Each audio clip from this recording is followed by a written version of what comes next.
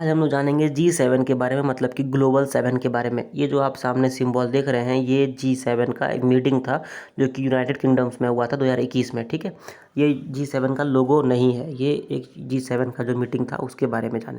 तो हम लोग जानेंगे G7 का इंपॉर्टेंस क्या है, उसका थोड़ा तारीफ़ करें कि वो कितना पावरफुल है। ठीक है, उसका हिस्ट्री के बारे में हम लोग जानेंगे, उसके बाद देखेंगे कि वो कैसे बना था और उसको बनाने में किसका किसका हाथ था और कैसे वो बना था। ठीक है, और देखेंगे कि वो क्या क्या काम कर चुका है। तो सबसे पहले देखते हैं कि G7 में है कौन कौन।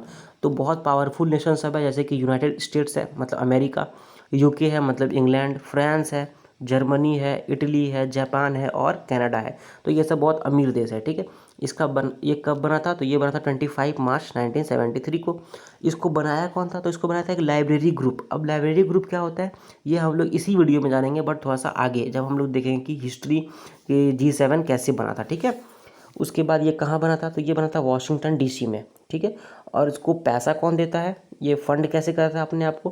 तो इसको पैसा देने वाला ये जो अमीर आदमी सब है ना, अमीर देश, यही इसको पैसा देता है गरीब आदमी को। ठीक है, अब बात करते हैं हम लोग G7 के बारे में। ग्रुप ऑफ 7 इसको बोलते हैं, G7 को हम लोग बोलते हैं ग्रुप ऑफ 7। ये अलग अलग देश का मिला हुआ एक पॉलिटिकल फोरम है। ठीक है, अब इसके जो जैसे हम बताया कि इसका जो कंट्रीज़ है वो बहुत ज़्यादा एडवांस्ड इकोनॉमीज़ है, बहुत आगे तरक्की कर चुका है, ये बहुत अमीर है। ठीक है, रिच है, और ये जो है एक लिबरल डेमोक्रेसी फॉलो करता है। जैसे कि यूएसए में देखें तो डोनाल्ड ट्रंप को हटा के भी जियो बाइडेन वहाँ पर जोई बाइडेन वहाँ पर अभी प्रेसिडेंट बन गए। ठीक है, तो ये सब जो जो भी देश का नाम हम लिए, फ्रांस हो गया, इटली हो गया, कनाडा हो गया, ये सब बहुत एक लिबरल डेमोक्रेसी है, ये बहुत अच्छा से डेमोक्रेसी अपने आप को चला रहा है। ठीक है, उसके बाद ये जो ग्रुप बना था ये एक दूसरे में बहुत ज़्यादा विश्वास करता है, एक दूसरे का वैल्यू को समझता है, इसीलिए ये ग्रुप बना। अगर इसका हम लोग आर्थिक क्षमता का बात करें, अगर इसका इकोनॉमी के बारे में बात करें, तो ये लगभग 60% पूरा जो दुनिया में वेल्थ है, पूरा जो दुनिया में धन है,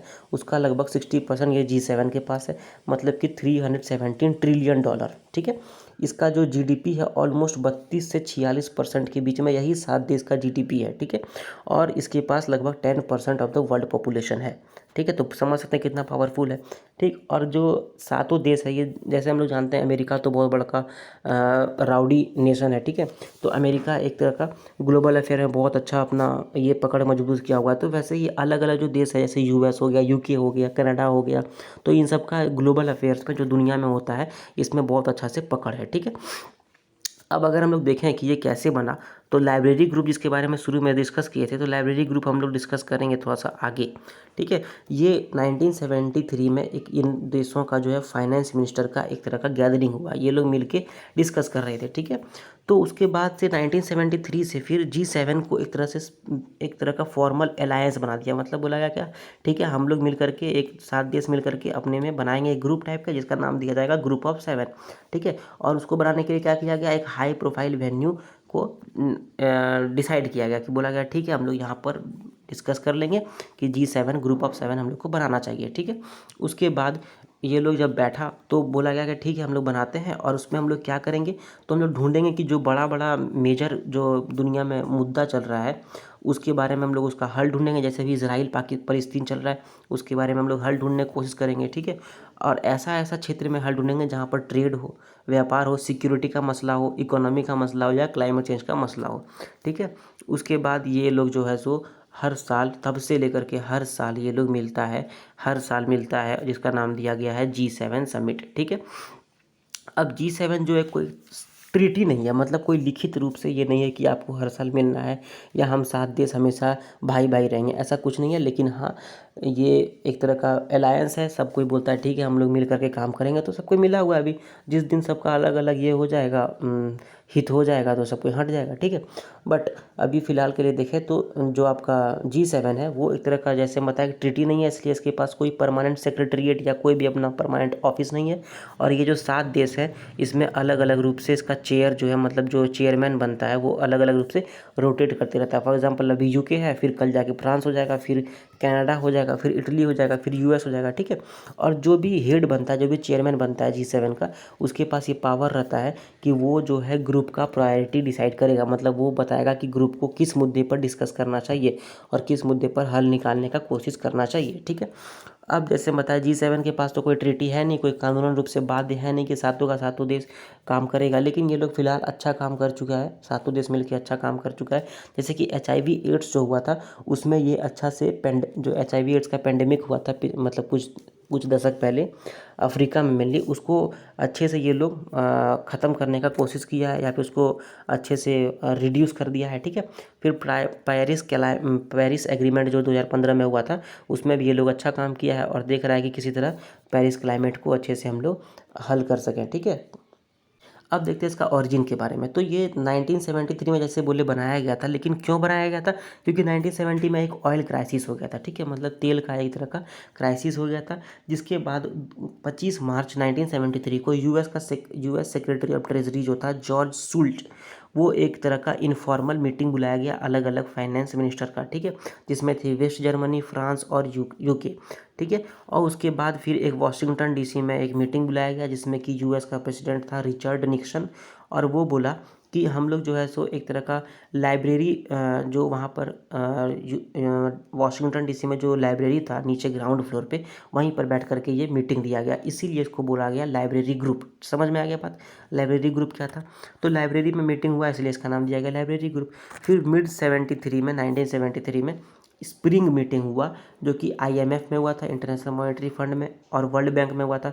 फिर जो सूल था, मतलब कि यूएस का आपका सेक्रेटरी ऑफ ट्रेजरी, वो बोला क्या कि जापान को मिला करके कि हम लोग, ठीक है, एक तरह का और मतलब एक तरह का वो विधेयक लाया, एक तरह का वो प्रपोजल आया जिसको सबको मिल करके एक्सेप्ट कर लिया, ठीक है। और फिर सीनियर ऑफिशियल का मीटिंग हुआ, सीनियर फाइनेंशियल ऑफिसर्स का मीटिंग हुआ, जिसमें से मीटिंग में मौजूद थे US, UK, west Germany, Japan और फ्रांस, जिसका नाम दिया गया ग्रुप ऑफ 5, ठीक है। अब फिर ग्रुप ऑफ 5 बढ़ते बढ़ते हो गया ग्रुप ऑफ 7। अब देखते हैं इसका इसका वर्क क्या है, इसका काम क्या है। तो अगर इसका काम के बारे में बात करें तो 1975 से लेकर के ग्रुप जो है हर साल मिल रहा है, ठीक है, और हर साल वो इकोनॉमिक पॉलिसी पे बैठ के काम करता था, डिस्कस करता था कि आर्थिक रूप से कैसे हम लोग आगे बढ़ें और आगे बढ़ें। फिर G7 का फाइनेंस मिनिस्टर्स को जो है अब हर साल 2 बार मिलना पड़ता था, ठीक है, यहाँ तक कि 2 से लेकर के 4 साल, ठीक है। फिर 1996 में ये जो G7 है, मतलब जो बहुत ज़्यादा अमीर देश थे, वो 42 बहुत ज़्यादा गरीब देश को मदद किया, पैसा वैसा दिया जिससे कि वो आगे बढ़ सके, ठीक है। फिर जो चेरनोबिल में आपका यूक्रेन चेरनोबिल में जो एक न्यूक्लियर ब्लास्ट हुआ था, वहाँ पर भी G7 ग्रुप ऑफ 7 जो है वो $300 मिलियन रुपया मदद दिया, जिससे कि चेरनोबिल जो था उसको अच्छे से फिर से बसाया जा सके, फिर से उसको अच्छा रूप से बेहतर किया जा सके, ठीक है। 2008 में वाशिंगटन डीसी में G7 का 2 बार मीटिंग हुआ।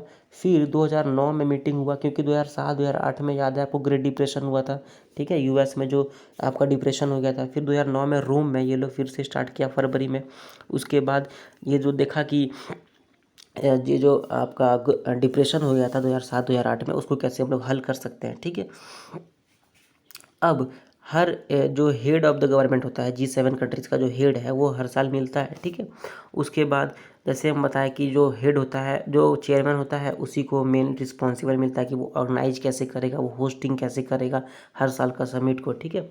उसके बाद जैसे हम बताएं कि एक बार यूएस कर रहा है, फिर यूके कर लेगा, फिर फ्रांस कर लेगा, फिर इटली कर सकता है, या फिर तो ऐसे ही लोग का जो चेयर होता है वो रिपीट करते रहता है, ठीक है। और चूंकि 7 देश है तो 7 देश होने के कारण हर 7 साल के बाद एक ही कंट्री को मिलता है। जैसे यूके को 7 साल के बाद फिर उसी को मिल जाएगा, फिर यूके को, फिर यूएस को 7 साल के बाद उसी को मिल जाएगा, ठीक है। तो इसे रोटेट करते रहता है। तो हम लोग जान गए ग्रुप ऑफ 7 कितना पावरफुल था, उसका ग्लोबल अफेयर्स में क्या क्या हाथ है, ठीक है, वो कितना पावरफुल है, उसका डिसीजंस कितना महत्वपूर्ण है, वो क्या क्या वर्क कर चुका है, उसका हिस्ट्री के बारे में जान चुके हैं। तो अगर आप लोग ये वीडियो यहाँ तक देख चुके हैं और आपको ये वीडियो अच्छा लगा तो प्लीज़ इसको लाइक कीजिए, शेयर कीजिए, कमेंट कीजिए और इस यूट्यूब चैनल को सब्सक्राइब कीजिए। Thank you very much.